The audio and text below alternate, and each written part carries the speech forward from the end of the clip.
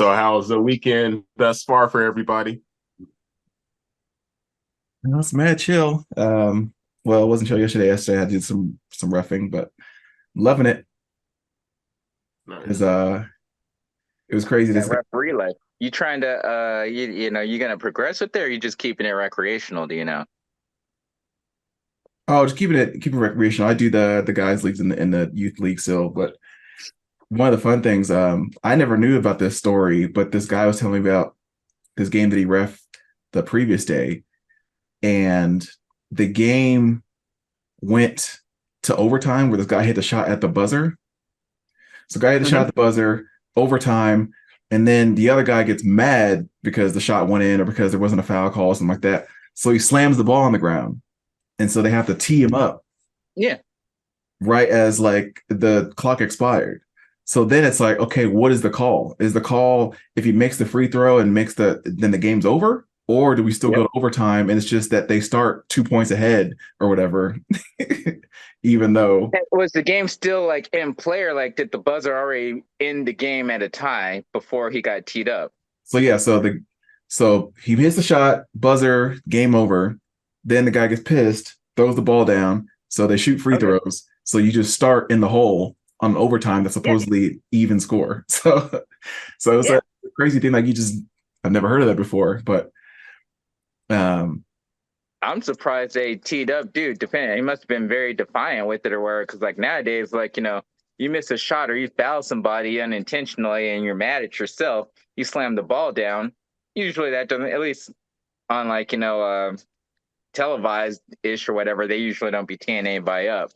well, now I Um, mean, again, you got to tone it down a little bit for like high school and elementary because some of them Makes sense. be taunting and like getting in people's face and like some of them will now do the like well they'll try to sign the ball and then hand it to the player and it's like okay come on like so they'll do these little things they'll do this and it's like all right you got to immediately like if you're going to be doing those types of gestures you got to tee them up because otherwise it ends up being a fight or it ends up being unsportsmanlike Yeah. it's a bad look so but I'm surprised that I'm surprised they can get away with half of that stuff, and I think that's number one the reason why I couldn't be a referee like in your place because and maybe this is me again getting older and being cranky and stuff like that, but all that stuff is stupid. You got kids that like try to be like they're the Phoenix Suns and just jack up threes from anywhere, or Steph Curry trying to be from distance. They make like one out of like seven threes, and then they're gonna pull up this or like what the fuck is this? Like three to the head, like or the little gunshot, and like nah, you're not hot, you're not cool, you're not doing anything. Or like they get that little like barely like rim grades and dunk like I could do back in the day or whatever. And it's like, all right, I did this dunk. Now let me just flex on somebody or oh, let me point like they did Sean Kemp. Like, no, you didn't do anything special. And if you did something special, you wouldn't have to show off after it. Or what is it where they do the like too short or whatever? It's like, dude, you're 12 years old. How are you telling someone else they're too small? Like, I get so mad at like this generation of like, hey, we need to do something besides just doing a regular sport. We need to like show out. Like, nah, that. And so I'd be teeing up Yeah. everybody, which means parents be getting mad at me. I'd be teeing up parents and I'd be kicking them out. And then some of my boss is gonna come to me and be like, "Hey, Brian, you got to let things slide, tone it down. You can't. It's not about you. It's not." I'm like, "Yeah, it's not about me. It's about the principle of playing the game, quote unquote, the right way, and not look like old head." So I can't do it. Yeah. It's because, like you said, it's this generation because this generation lives in highlights. It lives in that TikTok, Yeah. Snapchat era. All they see is that they see somebody make a three. They don't see the like 20 that they miss. They see them and do this, and then they see little Curry do all this crap. Like they live in that highlight. And I even had to tell my son a few times when he was playing football and got a touchdown, trying a little almost Harlem end Shake zone or do the dance little yeah, do the dance. I was like, dude, calm down. Dude, yeah, good job. I'm proud of you, but calm down. You don't need to show off and taunt like you're gonna get a callback. Like and this team got called back for a couple things that they did. I was like, see, that's why you need to calm down. Stop trying to look cute. And this, like, especially when he's playing basketball, trying to like, dude, you barely know the fundamentals right now. Stop trying to look cute. Just play the game. But these kids are funny. My was chill. Like I said, last night I end up going out there.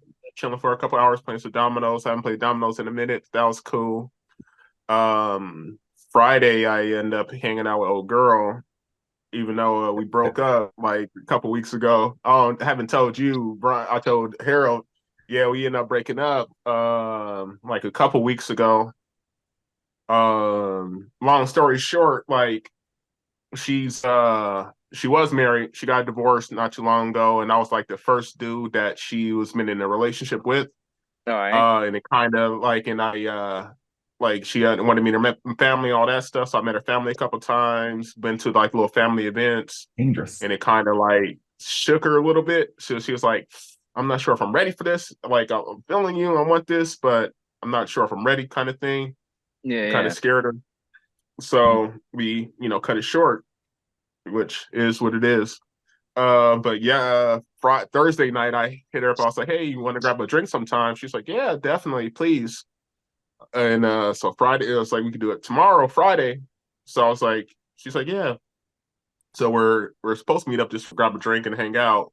But she was like, "Do you want to just come over? I'm kind of lazy. Just come over and watch a movie."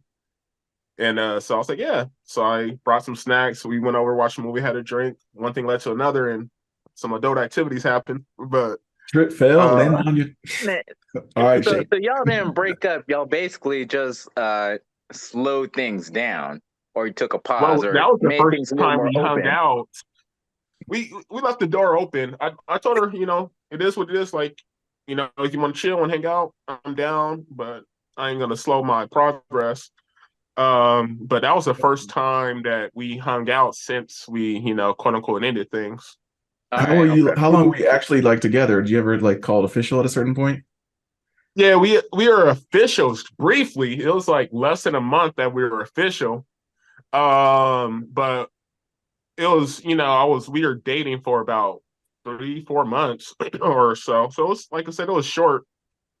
From I think like end of July or September till a couple weeks ago or whatever. So it was brief, but it was cool. Good people. Isn't that a Have some regular traits I case like. though? A regular What's up? case. Isn't that a regular case though around the holidays? People change it up, switch it up, it gets too serious. You got to start doing family activities. And does that mean this person's now part of my family? And do I got to invite them? Is it going to be awkward? Yada, yada, yada. So like this time Could be. between November and like February, after basically Valentine's Day, people are like, all right, well, I'm either going to be in a relationship and take it seriously, or I'm going to be single and do the friends type thing until later. Shoot, and like there's always a holiday around. There's always something. So it's like I was reading this little thing. It's like, well, I can't be in a relationship in November or December because it's the holiday. Then like, well, I can't be one in January, February because it's another holiday. Then my birthday's in April, so I can't be in another like. So you that yeah. I saw this thing. It's like it's crazy how things work like that though. How you want to be in a relationship, but you don't. Some people's mentality, but we'll see. Like I said, it is what it is. I ain't tripping about it. I didn't know. I didn't really necessarily see it going long term, but it was fun while it lasted. She had, like I said, I like the fact that there's some cool things about her. I love the fact that she was like, family oriented. I told you she was Hispanic. Most of the Hispanics are, family oriented. Have them all. And Yeah. like I said, she invited me to the birthday parties, to the Halloween joints, which was cool. What else? Like, she was innocent because like the her ex was like she's been with him since she was 18 or whatever. So that was like the only dude that she really been with. And you can tell she was, shy when it came to certain things, and new experience when it comes to certain things, which that's a rarity. You find these girls nowadays with a body count of you don't even want to guess, but and the experience is like, dude, like one of my homegirls, like, uh, I know some of her the stuff that I was like, damn, you been with like 5 dudes in the last month and a Yeah, half? train Like, ran on you. really? What? Like, They just shaking and Like, moving. I was like, dude, you had like 3 dates in 2 days. So I was like, damn. And it Like, was like that girl that I no, go was ahead, go messing ahead. with. No, I was like, she became a friend because I met her. We hooked up a couple of times when I first we met. Then I ended up being just friends with her because all she wanted was like, the friends with benefit kind of thing, which I was cool with at first. So it was funny though. She would tell me like I was looking for somebody else. She was looking, but we would periodically still hook up. And she would go on a date, and if it was good or bad, like if it was bad date, she would just come back over my place after the date. She's like, "Hey, I just got out of this date. Can I come over?" I was like, "Yeah." She would bring me food and stuff on the date or whatever. I was like, "Damn!" It felt like uh that story where the chick like wanted her the date to pay for her kids' food or whatever. So I'm not sure if he paid, but she brought me home a meal from a date, and we end up linking up after that day. I was like, after a while, I was like, damn, I can't really do this no more. And that's when I started After a dating. while, Started, you only do this 3 more times, and then we stop. but we still chill. We still good though. We still talk here and there. But this was about a year and a half ago when all that happened. And now she's been with this dude now for about a year. They engaged and living together and all that stuff. So I was like, cool, I'm happy for you. But I was like, yeah, That's it funny. was a different level. But yeah, like I said, back to that why I said all that is like, yeah, I like the fact that she was, shy, innocent. There's something sexy about innocence and shyness of a female and stuff that's not all out there, not super aggressively hoish and stuff. Just it's cool. So Yeah. it's kind of weird with me in regards to what everything that you're just saying because I agree with it to an extent, but I also understand like, it's kind of like a living in the past kind of setup and what have you. Agree with what? I agree with the sense that like there's something sexy about shyness or like innocence, a little bit of purity, etc. That can be attracting and attractive and appealing. Um, but at the same time, I understand like the way the world moves, the way like life has progressed, the age we're at. It's not something you're gonna see a whole lot of, and in a sense, it can be negative. You know what I mean? Like. Uh, just putting it out there and whatnot, like back in the day and even now, part of that innocence and so much innocence and so forth is like, hey, like, yeah, she's a virgin, or oh, look, like, she only had like one boyfriend and da da da da da, so she doesn't know anything, so I can teach her these tricks and this, and like, I can expose her to the world so she knows how cool I am or whatever. Maybe it's something that nature pertains to those thoughts or whatever, but at the same time, like if you're our age again, like 30s, 40s and whatnot, it's like, oh, this girl's a virgin. Like, what's up with that? Ain't saying there's anything wrong with it, but it's like that'd be surprising because like, when's the last time you met somebody that's a virgin? You know what I mean? And then that Yeah. person that was a virgin, what age were they?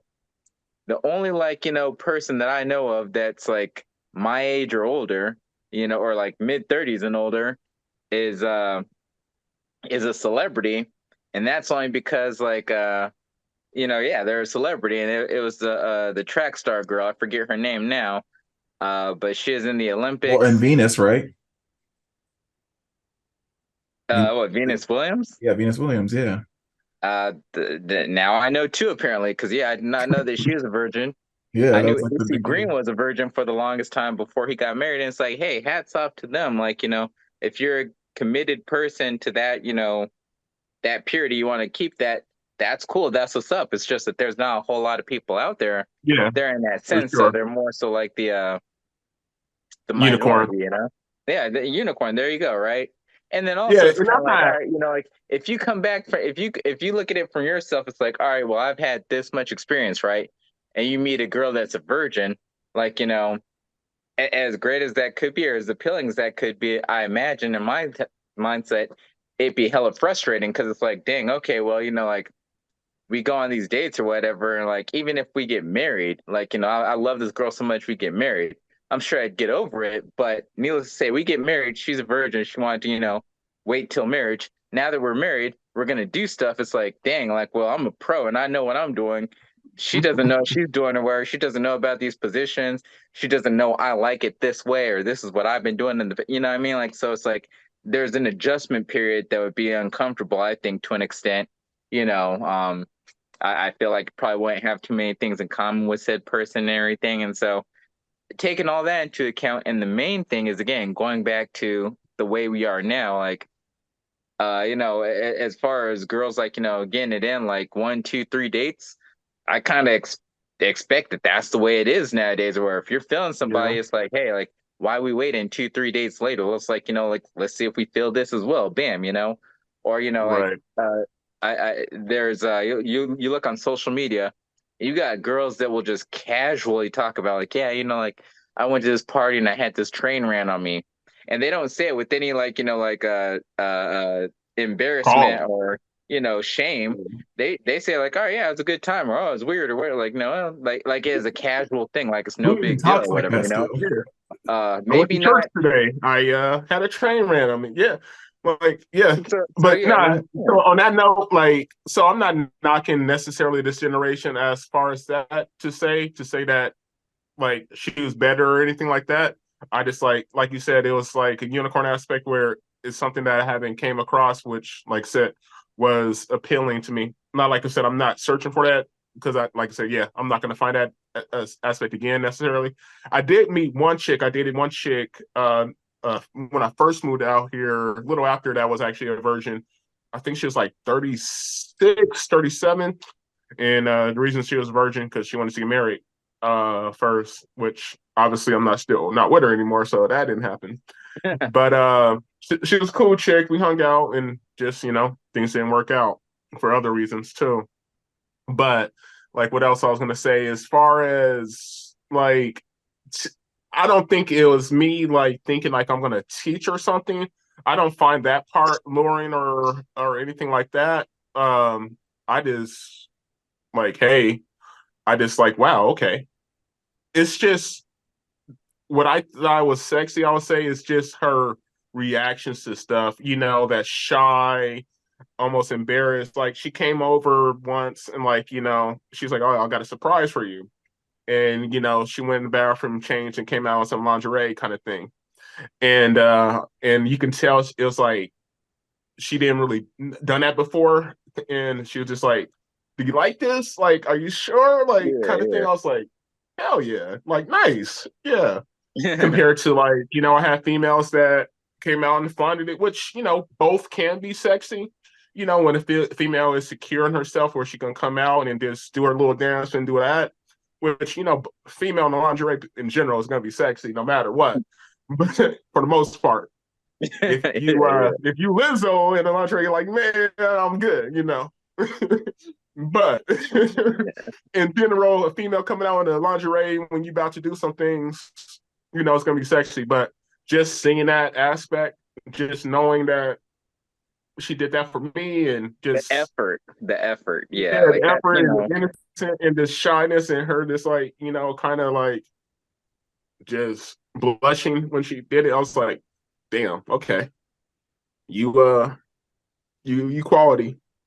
yeah. There definitely is something sexy about that, and I think it goes like there. Everybody's gonna find something sexy. I know, like all joking aside with the Lizzo comment and stuff in the lingerie, there's dudes that find that sexy and attractive. Like, my ideal woman is gonna be like everybody else is like, nah, that's trash and stuff. And that's why everybody when they talk about like their partner, it's like, oh, what would you rate your partner? Oh, a 10, a 10, a 10, because to you they're a 10. But if you say Mm-hmm. like, well, like if you rate them on a scale of women in general and a whole, oh well, really, she's probably more of a 6 or 7 or whatever. You know what I mean? Like, my wife, yeah, she's a 9.5, and that's in regards to everybody else. Now I know I could probably knock her down a couple of levels, but nah, like to me and what I see, what I justify, I'm gonna put whatever number I put on it. You know what I mean? But I think, and so for that purpose, it's like, yeah, I remember um as far as like again the shyness being attractive and sexy and da da da da da. I was a shy dude and I was a gullible dude and I just didn't know. So I didn't know that a whole group of girls, especially in like the junior high, high school days, was crushing on me. But like the pretty little boy, I didn't know what the guy's doing. But I guess like, something sexy about me being like, inexperienced to an extent or whatever. And then after a while, obviously that goes away. It was same thing with me and Right. like the first girl that I was in love with. Like she was like, again, seemed like shy, innocent, so on and so forth. And Harold can speak to it because as soon as we go to college and like we find out she's at the college or in the college or something like that, where it's like she's always going to clubs and da da da da. It's like, dang, like I was totally thinking she's somebody else. Like it was a different Yeah. You kind thought of she was setup boy or crazy whatever. all of a sudden, but I mean that's what I happens don't know with if people that are it's somewhat not boy sheltered. crazy, but it's more so that she just seemed like she partied more. And me, I wasn't. It was you and Quincy going to the clubs. I didn't go to clubs because I didn't like the loud music and all that stuff and everything. And so that was more her vibe to where it's like, oh, okay, well, I didn't know she was like, like the party type girl. So, that was that was different. Whereas again, I was super, super. It wasn't saying I wasn't still attracted, but super more attracted when I thought like she was like, oh, the girl next door, and didn't know a whole lot, or didn't know how to have a good time, like going and partying, to where I would be like, oh, hey, well, let me put her on this, let me put her on that, and so on and so forth. Maybe that Yeah. was my She thought turned in. process at the time. You know. Yeah, she turned into the chick from Don't Be a Menace to South Central watching your juice in the hood. Back in the back in the back of the freaking of the mail truck. Oh, now we're getting over. That's what Oh unfortunately that's man. what Yeah, alcohol does super too though. innocent, Yeah. super True, innocent true that, chick. true that, And When true people then know that. they can't control their liquor, stuff happens. Wild side. uh, I think it just depends too, like what you are going after. Obviously, that's unfortunately why a lot of older guys end up grooming these other younger women is because they think that the only way they can find someone that's a little more innocent is to find someone that's inexperienced and younger. Because anytime they're over 23, 24, all of a sudden their numbers skyrocket to anybody that is gonna, give them attention. Well, So yeah, and that's that where they don't have that confidence, or they don't think they're able to easily or easierly control. I guess. Hold on. I want to say, yeah, I could see like the grooming aspect, which I don't know. I guess some people can do that. I don't find that appealing. I don't want to like your Brian was saying earlier. It's like trying to teach her this and teach her that, and I was like, I never thought of it that way. I guess you can consider it that way. I never really thought of it that way as far as like, oh, I want to teach her this, I want to do that to her, I want to show her this new move. And like he was saying, like, oh, she doesn't know what I like, like shoot, the next girl you meet is not gonna know what you like until she knows you, until you know her. So I think that will come natural. I think that's But one of the mistakes that people make is they just do the same old process. This works for this, so let's do this, copy and paste on this new person, and it doesn't always work that way. People have different exactly, things, different moods, different scenarios you got to paint. You can't just this is my playbook and I'm just gonna incorporate it on every person that I meet. So yeah, you gotta know their body, know their vibe, because yeah, I do certain things with this chick that doesn't work for this chick. So she likes it from behind. She likes from the side. She likes her feet in there. She likes, you don't like Alicia you Keys. know, Well, yeah, and see, but the thing with that is that like again, in this generation of like dating and stuff like that, it's like, all right, you first meet a girl, probably gonna meet her on an app or whatever, right? So you're gonna know about the girl, just like if you're reading a book report or something like that, or a Wikipedia page about somebody, so you're gonna know that stuff. But then you actually link up and see them for the first time in person on date number one. You guys go grab some food or, play putt-putt golf, whatever activity y'all do. That's cool, right? If things click and everything, it's possible you might go and find out about them intimately like that same day. If not, maybe we'll say like what, like date three, maybe date four, depending on if like she comes up with some rules or whatever the case is. But let's assume date This four. is all Date four. theoretical because you haven't been on one, right? You never I been, haven't been on one in a minute, at least a first date you've been on an in app. a long minute. But that said, it's like, all right, yeah, I'm assuming, keyword they're assuming, everybody going out on dates, like 4 dates in, it's like, all right, yeah, we going to your place or my place. and we do stuff well, right? So yeah, like that first time you do stuff, you're not gonna know how they like it or how you like it, etc. Like it's gonna take some time to mesh. But that's 4 dates in. With the person that's looking to save themselves for so long or whatever, and that has been successful saving themselves for so long, you know, again, we'll say like it's a quick marriage or relationship thing, like a 90-day fiance thing. You meet them day one, 3 months in, and you guys are ready to get married, right? You get married. Even then, because they've like, spent all those years, let's assume you're in your 20s when it happens, like 21, right? For 21 years, that person has not like, experienced or gone through things sexually. And this is, again, my assumption. Maybe they did stuff to themselves before. Maybe they allowed for like, first, second, third base, just not fourth, like maybe it's Everything something but like it. that. Yeah. But I'm assuming that person that, is a virgin, probably, or maybe we'll say for spiritual reasons, like when it comes to like sexual things and whatnot, they don't know about their body just like you don't know about their body. So that's why it's going to be even more awkward, more difficult. Like I always thought it was weird to me how, in the younger days, like dudes would brag about like, oh yeah, she's a virgin. Oh, I took her virginity. I took her virginity. And I'm thinking to myself, sex is already awkward as it is. Like, throw the mix potentially, throw somebody in it that don't know what they're doing potentially. Like it just seems like that'd be more awkward and everything. Whereas like me, like I I I'm not saying I'd want this, but like I'd almost probably enjoy more being with someone that has been with a lot of dudes.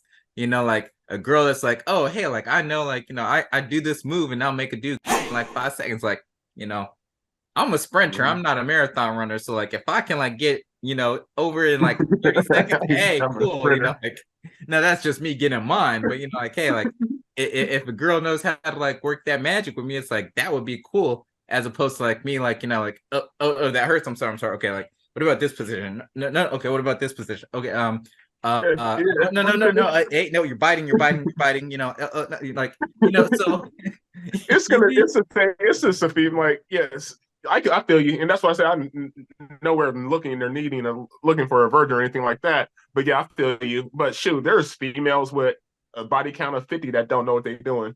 Like, oh trust yeah, me, yeah. there's like females like, and I ain't gonna say no names or anything, but yeah, I know chicks like from personal experience that I know they ain't virgins, and I was like, But I okay, think even when we talk right, about all the movies that are made about it, right? There's so many movies, the Super Bads, the American Pies, the that kind of like give you this fantasy of what it's like and like that journey of, becoming a man, Coming of becoming a age, yeah, woman, yeah. whatever it is, and meeting someone and it maybe it's puppy love, a crush, but it's like a lot of these are written like they don't really know what they're walking into. Like if you've been on the other side, you're like, okay, there's this idea, this version of what you think all of this is going to be, and then there's okay, now I'm 20 people deep, whatever, and it's not like that, or now it's just something you need like food, water, and shelter, and it's something that you just have a means to an end. Otherwise, you're going to go crazy. It's a release, and so there's so many people that build it up to be this big thing, and there's other people that are like,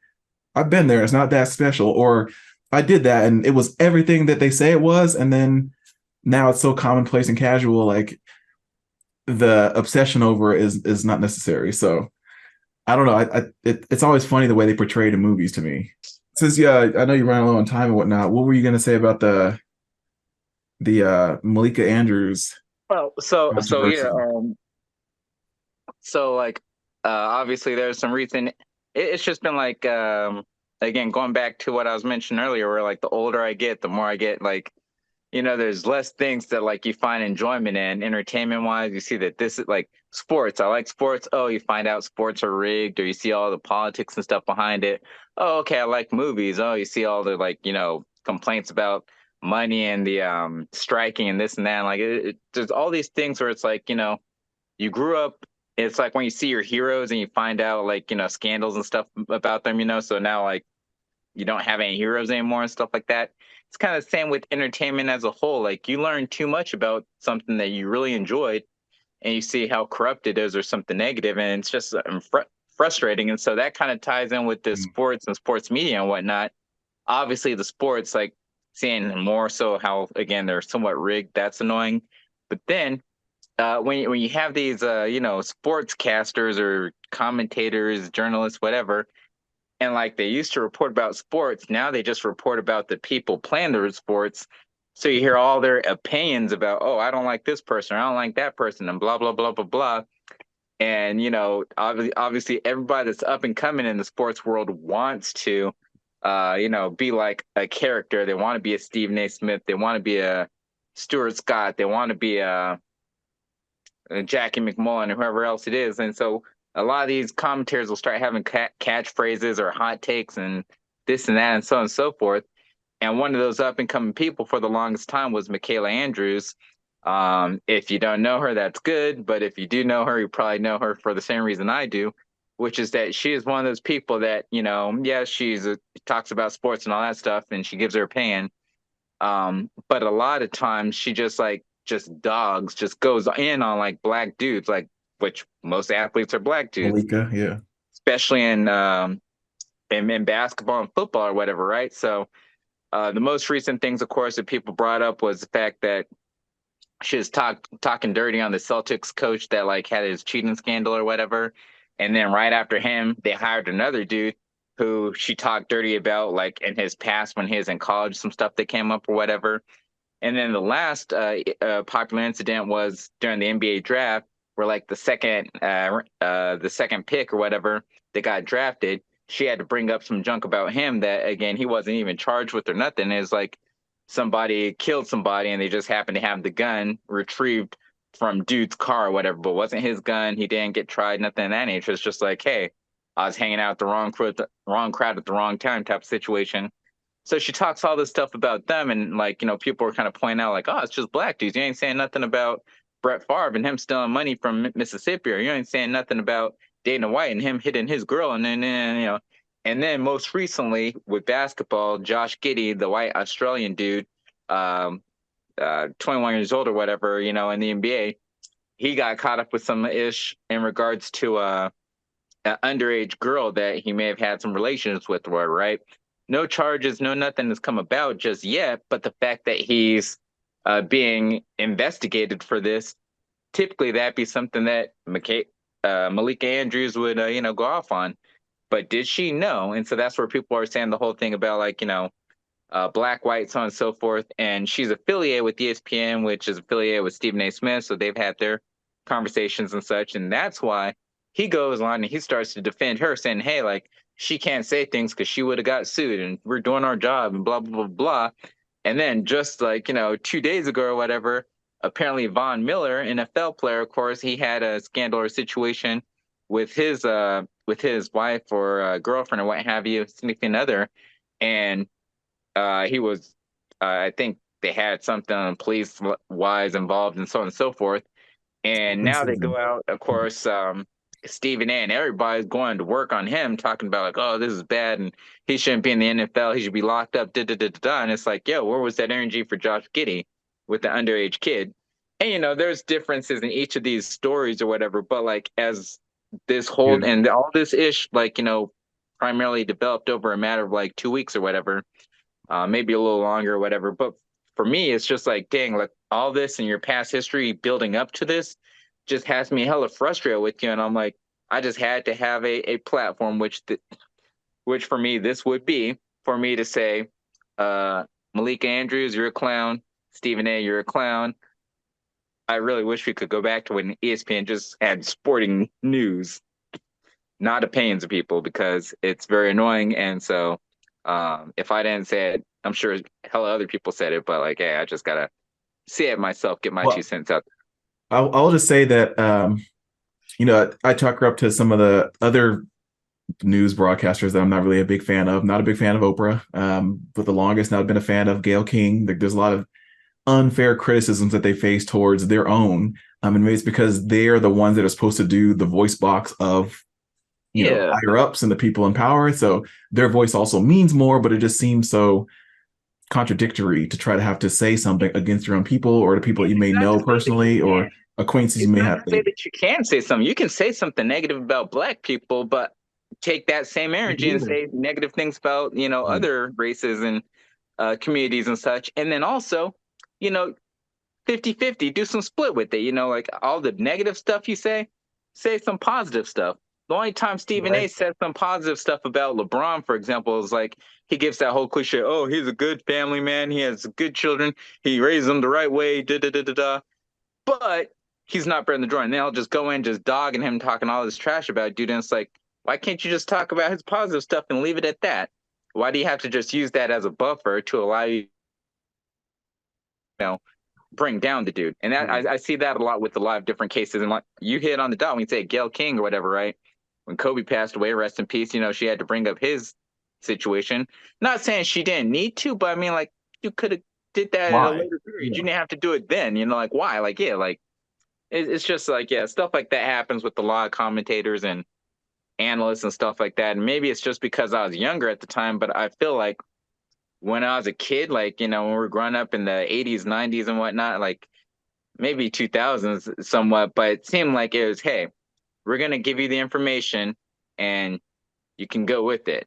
Now it's like, we're going to give you the information in the version or the format that we see it, and we're going to give you our opinion or our justifications on what should occur as a result of it. Like, you know, that goes for everything, not just sports, but even like, you know, the news and everything. You turn on the news, Yeah. like watch like NBC News, then turn on ABC News, then turn on Fox News.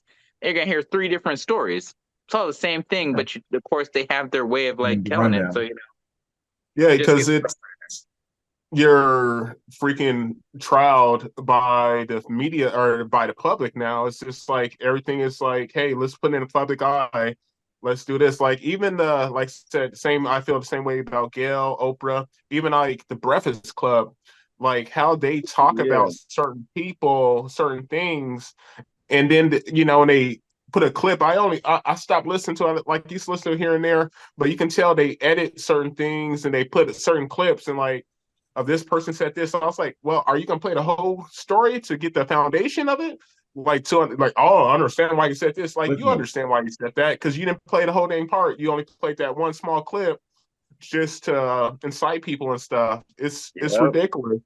So, It's like but the old saying, if it bleeds, it leads. They want you to hear what they want you to hear. They want you to see. They want to make you feel like, hey, this is the way he said. It's you know the clickbait. It's all BS. Like the whole thing. I don't know. Y'all probably not up on it. It's like the one of the UFC fighters, Jamal Hill, got like arrested the other day, and they put in there like domestic abuse.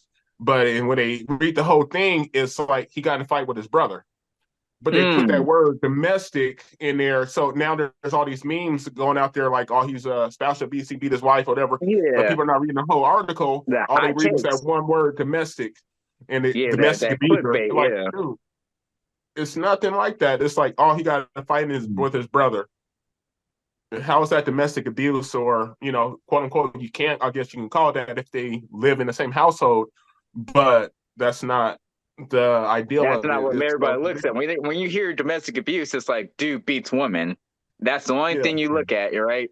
You know, the fact that yeah, domestic abuse could be like, hey, dude beats a child beats a parent, woman beats a man. But yeah, like it's because we've heard those words so often uh surrounded by like men hitting women.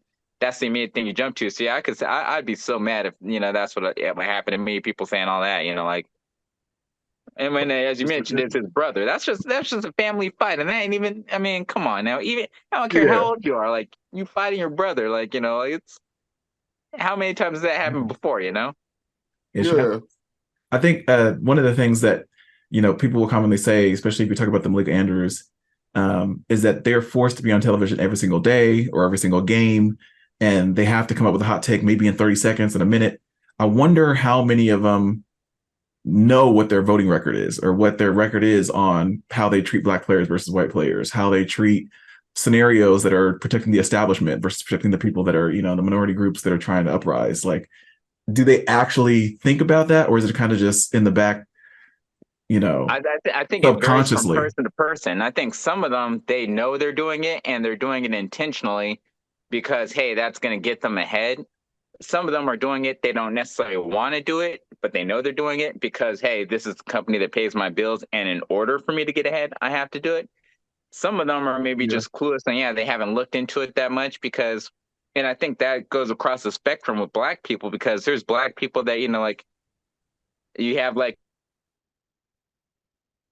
right extreme ones where it's like, oh, hey, I vote for Trump and, black people need to get their act together and like, oh yeah, these, cops killing black people. Black people need to like, stop resisting and so on and so forth. You got some black people in that sense.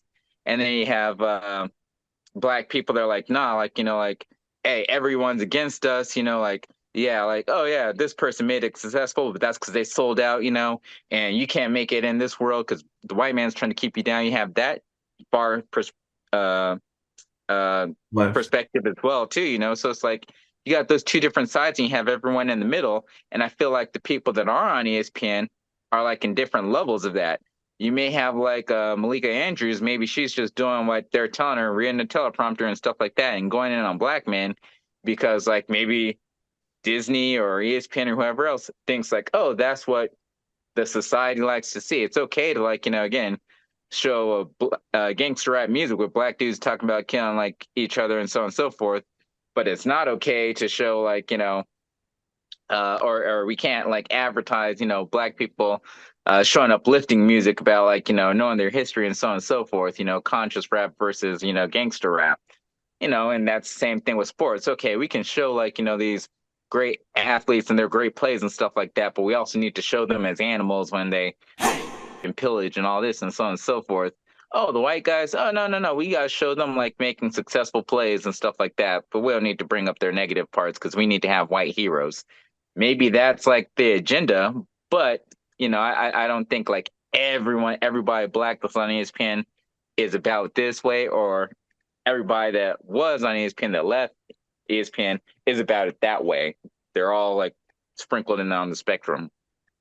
Yeah, I I get can see that. I'll take that one. Yeah. So then, obviously they they do predominantly skew hip hop, especially when they do commercial breaks. I mean, they've been playing it during the TNT for the NBA games, this in-season tournament and all that, but they have not played Under 3000. Because it's not really a hip hop album. But what do you think of that Andre 3K jazz inspirational? To me, it's like almost a score. Like it's meant to be for like a TV show or a movie. It's not really meant to be played as music that you just listen to. But I don't know. What are your thoughts on that so far from the first few listens?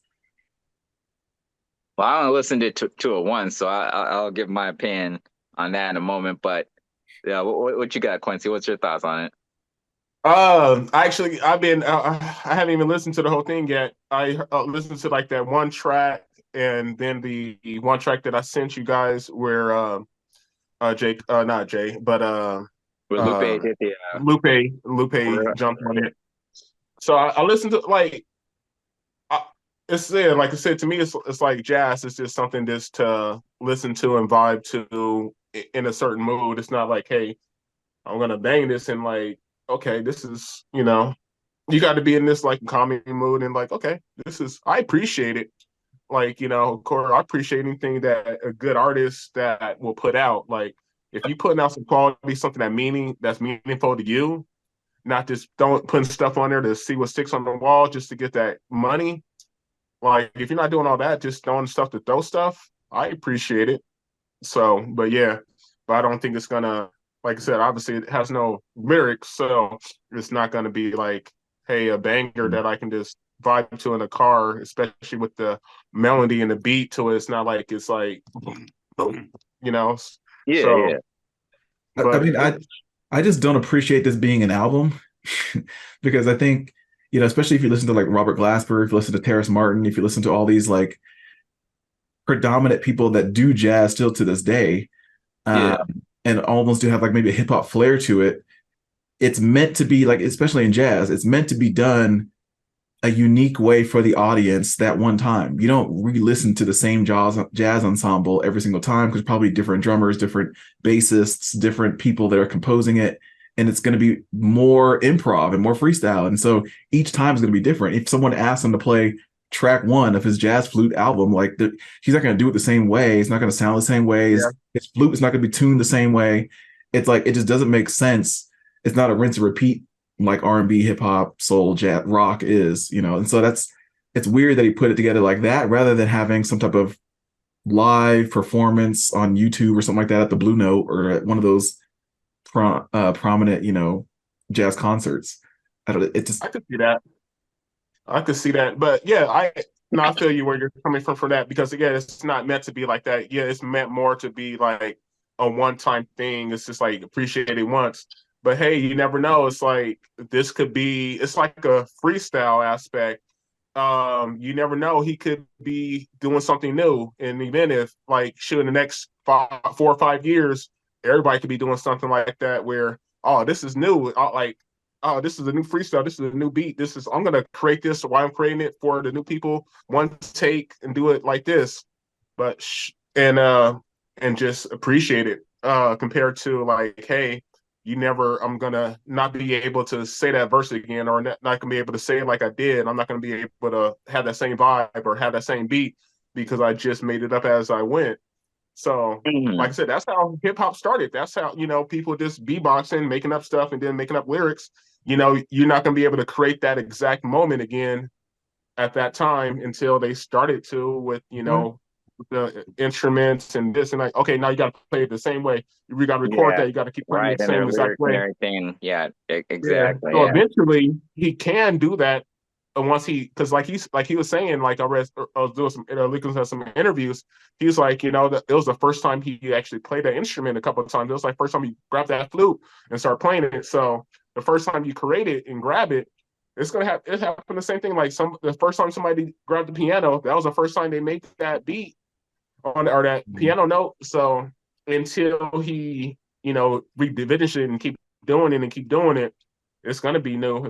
There's always something new until it's like I said, not.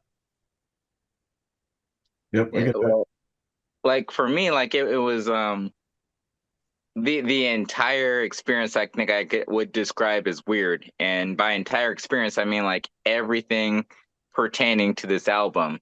When it first came out, that Andre 3000 was making the new album, I thought, hey, that's cool. Like it seems like forever and a day since he last was in, doing like, a lot of music or whatever. So that's a little weird, but I was excited about it. But again, seemed a little weird, right? Then we find out, okay, yeah, it's coming out, but it's not really, it's going to be a rap album or whatever, right? So it's like, oh, he's not going to rap on it, like, or there's not going to be a whole lot of rap on it. Thought that was a little weird. Kind of reminded me of Childish Gambino when he had Camp, like that mixtape one or whatever, and then after that he had I thought you no, it talked about wasn't like with algorithm and all those. not Algorithm, but the one before Algorithm, which was Awaken My Love. He did Awaken My Love, but before Awaken My Love, I forget what the other one was, but the other one he was rapping on or whatever. I can't think of the name of the songs or whatever, but like he had a couple different songs on it, like Beyond the Internet or something like Because whatever. the internet. Because the Internet, okay, yeah. So that one he had rap on it, and then he goes to Awaken My Love, where it's just basically him doing an R&B thing, kind of like a Drake situation as well. And like, so I thought, oh, maybe it'll be something like that. I was thinking it's still gonna have lyricism on it to some extent or whatever, but that didn't happen. So that was also weird. It obviously comes out, and then I remember Harold sent us the reference talk about the track list or whatever, and looking at the track list where like every title is like two or three sentences jumbled together, just saying like weird stuff. I'm looking at the titles and I'm like, this is something I'd expect Kanye West to do. Like, so Andre 3000, it threw me off a little weird there as well, too, right?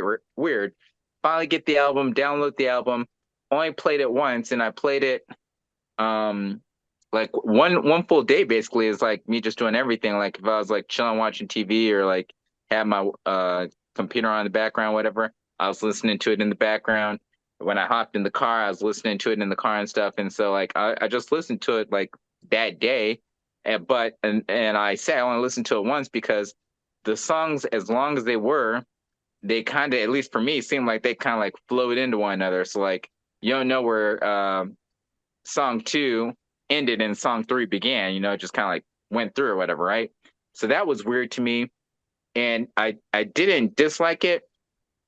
And I guess I probably liked it. It was cool enough for me to continue to listen through it, but it wasn't like, I either one of those songs that's like, ah, that's dope, that's dope. A lot of them will have dope parts in them. But then also I was wondering myself, like, well, in what other situations am I going to be listening to this album?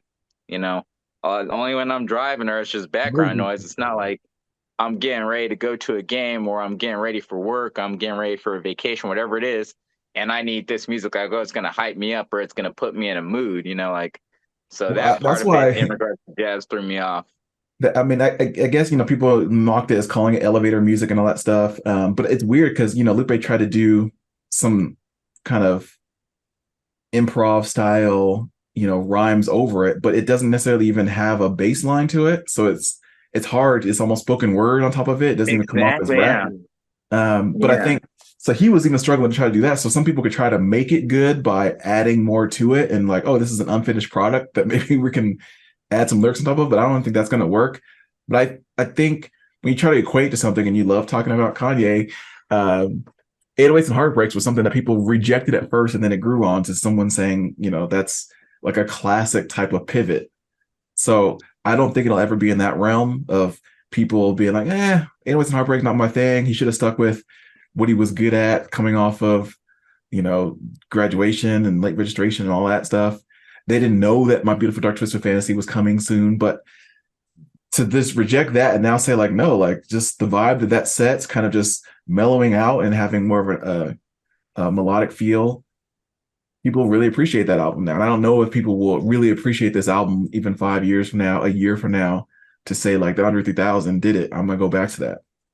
I think people will appreciate it, but they won't have that same level of appreciation because, and I say that in the sense that in the comparison with Kanye West, yeah, 808s and Heartbreaks, yeah, it was like an auto-tune, more R&B related album as opposed to his rap album from the past. So it was something new for people, but it still was like a genre that could go with the stuff that they're going with the previous albums. Meaning, I listen to Kanye West when I'm like in my car, like going somewhere or whatever, right? I listen to Graduation or Late Registration, whatever the case is, right? And there's like cool jams that you can like vibe to or dance to or whatever, so on and so forth. You transition to 808s and Heartbreak. Okay, well, yeah, maybe you're not gonna like be, aggressively dancing to the music. It's not that upbeat like a rap song would be, but it was more R&B rhythmic, and whatnot, to where okay, yeah, I could still be bumping like, I could be bumping Heartless or whatever, as I'm driving and whatnot, and that'd be fine. I could do that in a club too. Like he actually had some quote unquote bangers on each of those albums. Whereas with Andre 3000, Love Below, yeah, I could be chilling in the car, like, get a little dance, have a little beat to it or whatever with some of those songs. Rapping on Roses and everything. That was a cool one. But then to flip it off and be like, I'm going to go from, the Love Below to, and it's like, all right, I can't even read the whole title of the track that I want to play you guys. It's like, dang. And then like, it's a completely different switch of a vibe. So I don't necessarily see as many people I was laughing. I was laughing at my. So I was like, so Cindy, so say someone likes this album. Are they going to say, hey Alexa, play? I really wanted to make this album as a but instead I'm like. Yeah. Love playing Andre 3000. Like, I think the annoying part is when you go back to it, you either have to be a fan of the genre. Nothing about it. Like, this could be made by Ricky 2000. Like, how do you know it was Andre 3000? Nothing about it says this is a stamp of artistic genius. Like, and that's his voice doesn't appear at the top. It doesn't go Maybach music or something that says, oh, this is a cross production. Or, oh, this is an Andre 3000 thing. Like, you don't. I'm glad that you mentioned that because that's where it seemed like there's pushback and then there's also a reverse pushback in society with respect to the album. And by that, I mean like myself, as well as I'm pretty sure a lot of people out there in the world were anticipating, oh, new Andre 3000 album. Okay, we're going to have something. Yeah, it could be very different from the Love Below, but like, no, we're still going to have like some rap and some songs and, it's not going to be as weird as it was, right? And so because people had that, assumption, the album comes out and everything, now like there's the vibe or the belief that everybody thinks the album's trash. Now I've yet to hear anyone tell me the album's trash or they didn't like it or this is stupid, what's he doing, so on and so forth. I haven't heard that whatsoever. But what I have heard is a lot of people saying like, hey, if you're not with that Andre 3000, then that's your problem. Andre went ham on the Andre 3000. That was fire. That new album was probably album of the year. Like people are overhyping it, and I'm thinking to myself like, I can get like, yeah, you don't want to like diss and be like, oh, it's a trash album, but are you a person that really, really, really listens to the album? Are you a person that really, really, really like this is your genre of music, and you just happen to have been a fan of Andre 3000's work in the past too? Because they're two different things. Like you got, as you mentioned, Andre 3000 and Andre 2000 or 4000, whatever you want to put it as. But he's not, or the same person that's listening to like, old Outcast, Southern Playalistic, Aquemini, whatever, even The Love Below is not going to be that same person that's bumping, again, I can't even remember the title of the album, but they're two different things. So how are you going to be like, and it goes back to those like fans. Hello, all those fans are like, oh yeah, Andre 3000's the greatest, the greatest, greatest. It's kind of like LeBron fans and stuff, where it's like, yeah, they're great at everything. They can do no wrong. And so because Andre 3000 just came out with a new album that again, most of your hip hop heads are probably not going to vibe with, for you to be like, oh no, it's the greatest thing in the world. Like, are you just saying that because it's Andre, or do you legit like enjoy this album a whole lot? Like I said, I don't mind it. Ain't nothing wrong with it. But when you mentioned elevator music, I was like, that's a good ass point. Am I going to listen to it again? Maybe, but like, I'm not intentionally going to go out of my way to listen to the album. That doesn't mean it's bad. It's just not my cup of tea. And I'm pretty sure for a lot of people, I think that's the same way. So what I think, to go on your note first, as far as, I think it's appreciative. People with like loving Andre 3000, I feel in that one, they're just going to say, yeah, it's dope because it's Andre 3000. Anything they put out, I was going to say, it's amazing, it's dope. I don't even have to listen to it. It's amazing, it's dope. To take it back to what Hero was saying, as far as the, in 5 years, or people will they appreciate it, like they appreciated Kanye's. I think that's go back to what we were saying earlier. It's a generational gap too. It's like, what album is anybody going to go back to? Somebody can put out an album right now, and this generation is not going to appreciate it like in 5 years because they're freaking little a goldfish. They don't even know what happened last year. They're not going to go back to it like we used to. We used to, have the CDs in the car. We used to actually appreciate album. Kanye's album, they came out in the 2000s, 90s or early 2000s and stuff, where we actually cared and listened to lyrics and appreciated stuff and went back and forth. Like most of these kids these days, they don't go back and listen to a song or two. Like they don't go back to listen to the artists that they listened to last year or the year before, listen to their old albums and stuff. Well, that's a deeper conversation about owning your music versus renting a subscription of a catalog of songs that's curated by somebody else. Like that's just. But you still listen to that artist itself. Too much out there now. Listen to the artists. Like you can have all these stuff downloaded, or you can even go on Spotify. But like I said, if I go to my daughter and ask her, like, whatever artist that she likes, wherever it's freaking Mickey, Nikki, whatever her damn name is, or little whatever, I don't even know how these little Nas X or whatever, I guarantee they ain't gonna go back and listen to their first albums or whatever. They only listen to what's out now. Like even J. Cole, like, he's been out since our generation, when he was we were little, 10 years younger or whatever the case is. But they're not going back. They're listening to his new stuff. They're not going back and listen to Born Again, or what was that? What was that track called? His album Born Center. Born Center, yeah. Born Center. Yeah. They're not going back to listen to that because they weren't around in that time. They only were around for his new album. Well, one of my favorite things to do. Born Center was one of his dopest albums, in my opinion. True. I was say one of my favorite things to do is play Name That Tune. And there's still a lot of people that are like, I mean, I know how it goes, but I don't know the track names. I don't know the titles of the albums. I don't know that that's track 4 versus track 6 versus track 10. I just know the single that played on top 40 for the last, That part you Exactly. be getting deep on though, because yeah, like if you're like, hey Brian, like that Fuji's album, like the score, Ready or Not, when was that? Or what was that? What track was that? Oh, Ready or Not, that was track 7, and it was 1990. Like Exactly. you go like into details. It's like I can tell you like, okay, that song and like it's on that album.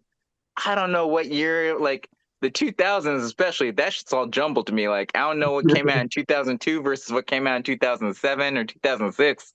I just know it came But out in the 2000s because but that this was the at that point I changeover was doing of this. going to Best Buy, Sam Goody, the warehouse, one of those places, and buying a CD for $13.99 on sale, listening to it for a Right. summer versus, I listened to an album for 3 days and then another one came out and I got to listen to that for another 3 days and then another one came out and I got to you just micro. Yeah.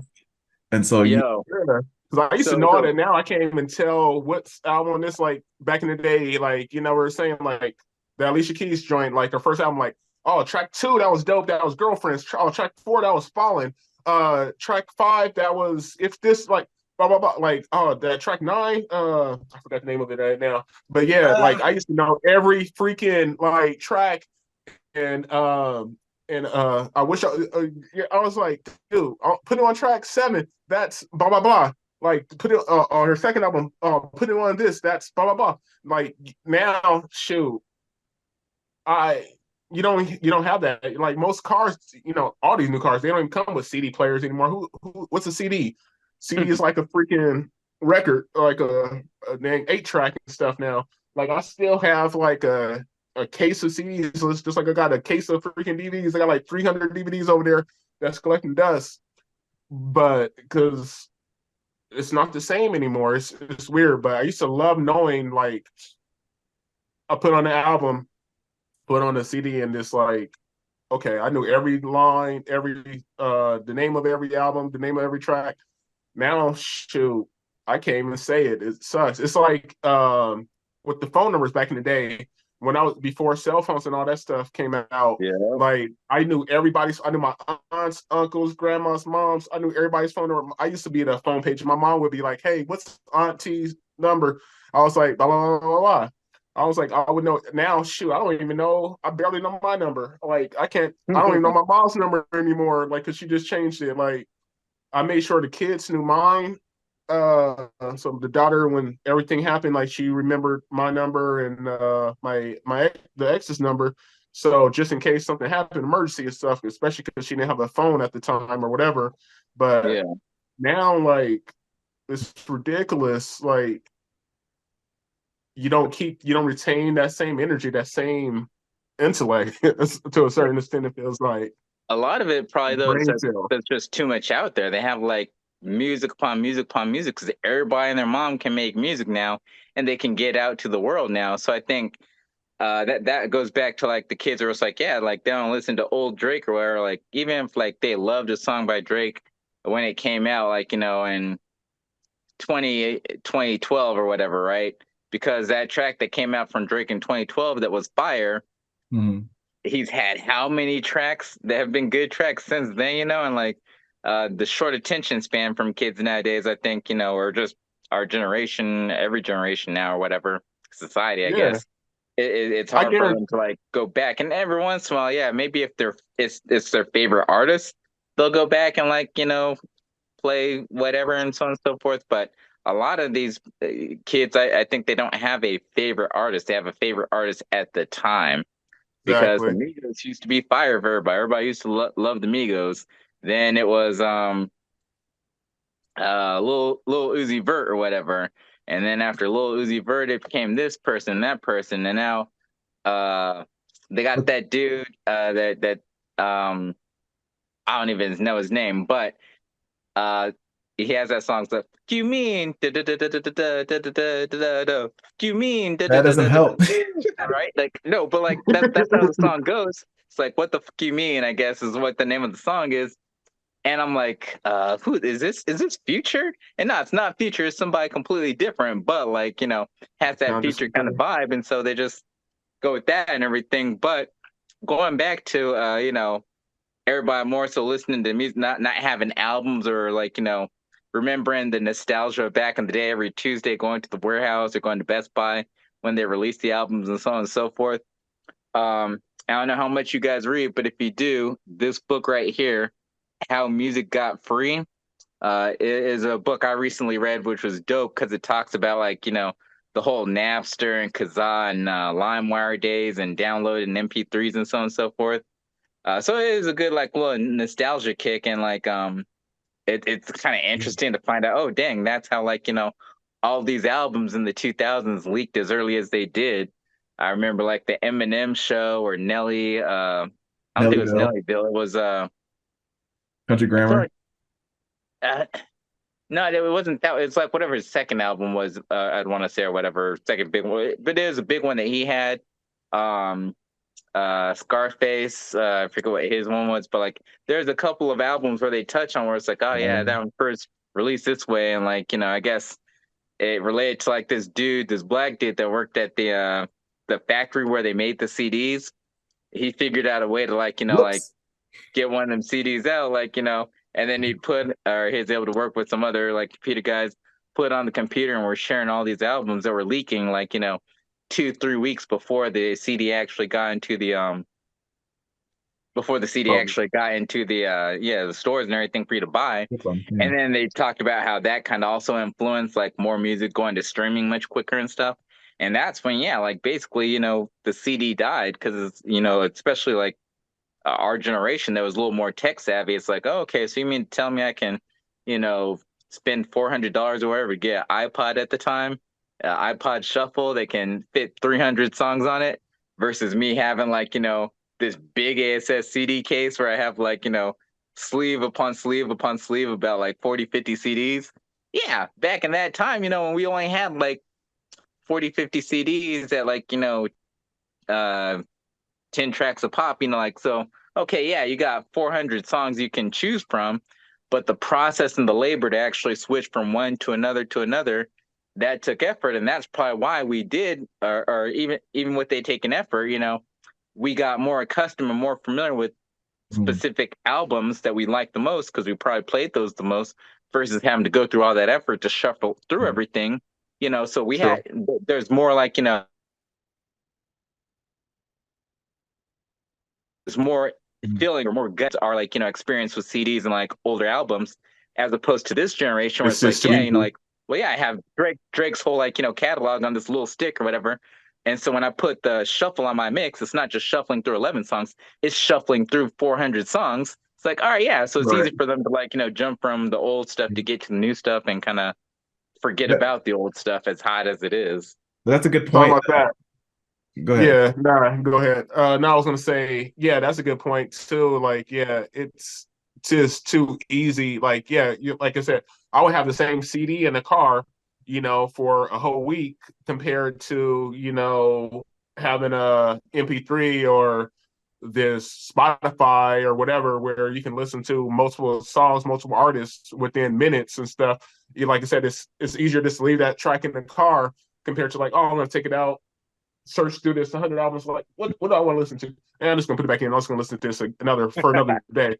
Yeah. And to take it back, what I was gonna say earlier, where it came to like, oh, listen, old artists, I can pretty much almost guarantee you, like, if an old art, like an artist like a Drake or whatever, uh, uh, somebody like Drake that puts out an album, one of his old albums, like if he put out I Just Want to Be Successful, if he just brought it back out, I guarantee you there's people that's going to think that's a new song that he, I guarantee it. Like same with like we were saying with J. Cole, if he just re-released freaking Born Sinner, I guarantee there's gonna be people like, oh dang, this is dope. I never heard this. Like this is his best stuff. Like Hey, He, complete he different he genre, did but that. He did that that's when he that's released Taylor Swift. So Far Gone, which was a mixtape, into actual album mode. People did think that. exactly, that's my point. Like it's ridiculous. And even more recently, like Taylor Swift did it with the whole like, oh, Taylor's version and whatnot. Right now, Yeah, she had a justifiable reason for why she did it, but like like yeah, like so you're talking yeah, about massive an and all album that. that like Taylor Swift fans like bought when it first dropped or whatever. Like obviously went platinum or whatever. She does the same thing. She drops the same exact album, so same exact song, same exact lyrics. throws in maybe 2 or 3 like unreleased songs or whatever, and it again does the same thing. It like goes double, triple, multi-platinum and stuff. And it's like, but you were just listening to that like 5 years ago. Like, it's not even like 1989. I don't remember when it came out, but that came out, and then they had 1989 Taylor's version. It had to be within like a decade of one another, I assume, right? So I mean, like 10 years difference, you're buying the same album. Now Yeah, I'll buy a 25-year anniversary album of like, whatever it was or whatever, right? Because that was my favorite album. And maybe okay, they remastered it or something like that, but that's 25 yeah, years. I'm not buying it the same like 5 years difference, but that's so yeah, much like it's like, oh dang, like I haven't heard this from forever because I listened to the album and then moved on to the next thing. See, but But I think the yeah, the death of the people recognizing what track is what was when, it's great that you brought up that poll from that book. The death of that came from the mix CD when people started saying like, you come out with an album, but I only like 5 songs off it. The rest is trash. I just have to yeah, skip, skip, skip. Now I can create my own greatest hits and never have to skip. And so when people started doing that and saying, okay, boom, I can get on Kazaa, LimeWire, Morpheus, all the other ones, BearShare, MIRC, and just have the albums that are in full, but then pick track 2 and track 6 and track 8, and then that's all I want, and the rest can be just deleted. That's what became yeah, like kind of the now you no longer what happened. No, you no longer know what the rotation of the flow of the album was going to be like, and what the next one would have been like, or what the skit right. was going to be in between that provided, the experience in full. And so I don't know if that's changed lately today. Like I don't know if people listen to the whole Kendrick album or they listen to track 4, 5, and 6 because they're not depressing or whatever it is, right? And so how many times people actually listen I to an album think front to back, or they I, just say, I don't need to. I'm going to create a playlist Well, or a mix I, CD. I think I think they do listen to it, the full album, but they don't do it front to back. So again, just like the Spotify things, they buy their subscriptions and stuff, and like yeah, like they'll put on the album, and then like midway through the day or something, they'll change and go to something else or whatever, and then or they have it on their shuffle. So eventually, in time, they're going to get through the full album, but it's not like they're listening to it from front to back or whatever. And yeah, more people are picking and choosing, like, oh, hey, this single came out, so I'm gonna get this single or download this or download that, or on their subscription because the song or the album just came out, Yeah. they're able to play it. So, But I think they just go variety and eventually get through the entire album. yay. On that note, like, and I find myself still doing this, and I did this the other day. Like, I was because I used to play it, albums back to back, back to back, like, and Yep. so I would know what song would come on next. So I was on Spotify, Pandora, or whatever other day, and I heard a song. It was like I forgot what track it was, but I heard a song, and at the end of it, I was already singing the next song from that was supposed to be next on the album, but it wasn't. I was like, wait, oh, she was not hearing him. I was like, but it was a totally different artist, totally different song or whatever. But in my mind, like when you listen to an album, you know what's coming up next. You know what's going to be on the next track, so you are song before it even plays. And I started doing. I was like, I was like, oh wait, nah, damn, this is not that song. Like I'm ready for this song. I want to hear this. So it feels like, dude, I'm about to start doing that again. I'm just gonna start playing the whole album back to back again Yeah. and just vibe to it because I already know what song's coming on next, and that's the song I want to hear in my head. That's the song I feel like it should be, but it's not, which Yep. is crazy. And like I said, this generation, like my guy 9-year-old, he never experienced that. You're like, which is crazy and it's different. But I love the fact that like I got him playing like liking some old school artists. So like one of his That's favorite good. artists is freaking Wyclef. He was this bumping to Wyclef. I got like videos of him like in the back of the car like singing one of the Wyclef's tracks and singing some of these old school tracks because that's all he listens to with me because I don't play none of the new artists in the car, none of the new radio stuff. It's all old school stuff. He was singing some the Fugees the other day with little Lauren Hill's track and stuff. And obviously, he loves the way he remembers mostly is the hooks, Yeah. but this is cool. Yeah. I want And to then, actually get into like more different music and older or quote unquote quality music. More so now so that I can get to that same point as well. My kids, like they're too young to even care about like, music at the moment, but I don't want them to just, fall into like love with rap and hip hop like I did, especially gangster rap and junk like that. And especially because like rap nowadays is also trash, but more so let me get them into like, some of that new Andre 3000 or like some jazz, some R&B, some more soulful stuff. Like hopefully I can get more into that. And so when I'm like in my car and stuff, the kids will be listening to that as well and, become Yeah. fans.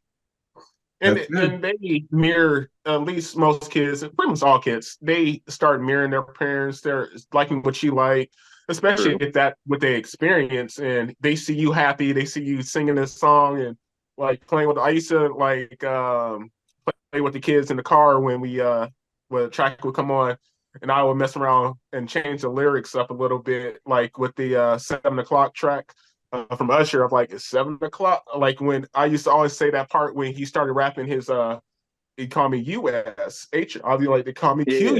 QUINCY. SOCT. They're gonna do Dope, so I used dope. to do all that with them. They just sit there laughing and this you're funny. Or that track with the Alicia Keys where she was you don't know my name, and she's like, hello, is this Mike? I used to act like I was the other person on the phone. I'm like, You're yeah, talking this is about me. Like, what you doing? I was like, yeah, like you want to meet? Like, let's meet on Thursday. Like, oh, Thursday. Oh, Thursday's perfect. All right. So I used to, and they like, dude, really? So you got them Quincy could be corny experiencing when he wants to be. fun. It's it's it's okay corny, though. but It's it's cool. You can beautiful. be It's corn with love. your It's kids. just and it's cool. It's just they like so they equate that to something like, oh, I remember when Dad did this. It's funny. It's like it's cool. And now I like this because of this, or I remember this experience because of this. Yeah, They yeah. equate that to something positive and something fun and stuff. So Yeah. compared to like just a normal track, like, oh, let's skip this track. Oh, this okay. Let's skip this. Okay, this background stuff compared to like, oh, I experienced this track with this. So yeah. The history behind it, yeah.